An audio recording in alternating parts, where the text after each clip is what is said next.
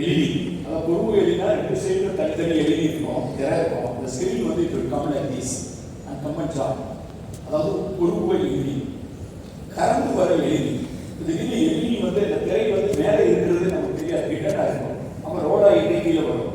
நீங்கள் டிஜிட்டலாக பார்க்குறோம், இதெல்லாம் நாங்கள் நாடகம் பார்க்கும்போது மேலே இருக்கிற ஊட்டி கையில் விடுவாங்க, கீழே வரும். அதுதான் கரண்ட் வர எல்இடி. ஒரு மேடை எப்படி இருக்கணும், அந்த மேடையோட திரை எப்படி இருக்கணும், நாட்டில் எப்படி இருக்குன்னு சொல்ற ஒரு செவ்வியல் கிளாசிக்கல் ட்ரெடிஷனை தமிழ் மரபை அரங்கேற்ற கதை சொல்லுகிறது என்றார். அதனுடைய ஒரு முழுநில வாழ்க்கையை மதுரையை மையமாக வைத்து ஆட்சியில் குறை செய்கிறது. சேர நாட்டை மையமாக வைத்து ஒரு குன்ற குறவையாக, ஒரு வேடர்களுடைய ஒரு மலைவாழ் மக்கள் வாழ்க்கையாக வந்து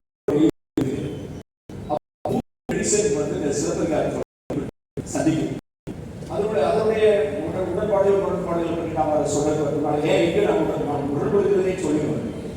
இந்த பிரச்சனை வழிபாடுகள்லாம் வந்ததுனால மதுரையை எரித்ததற்கு பின்னால் மதுராபதி தெய்வம் வந்து கண்ணகிட்ட வந்து யார் இருக்குன்னு யாரை விட்டுறணும் அப்படின்னு கேட்கும்போது, கண்ணகி வந்து ஆவும் ஆணியல் பார்ப்பன மாக்களும் பெண்ணிலும் பிடியுட ஈரும் இவங்கெல்லாம் விட்டுட்டு மற்றவங்களை சொல்லும் போது, என்னை மாதிரி ஆளுங்களுக்கு இதுக்கு பசுமாட்டை மட்டும் விட்டுறணும், எரும மாடி என்ன செஞ்சிச்சு அப்படின்னு கேட்போம்.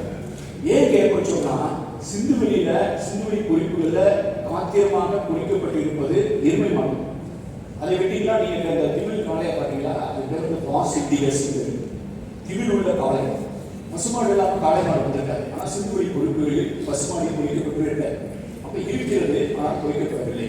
குதிரை குறிக்கப்படவே இல்லை, எருமை குறிக்கப்படுகிறது. சங்க இலக்கியத்தில் எருமை போட்டுகிறது. ஆனால் கண்ணகி எருமைக்கு விதிவிலக்கு அளிக்கவே இல்லை. பசுமாட்டை போன்ற இயல்புடையவர்களுக்கு மட்டும் விதிவிலக்கு அளித்தார் என்ற கோணத்தில் என்னை போன்றவர்கள் மானுடவியல்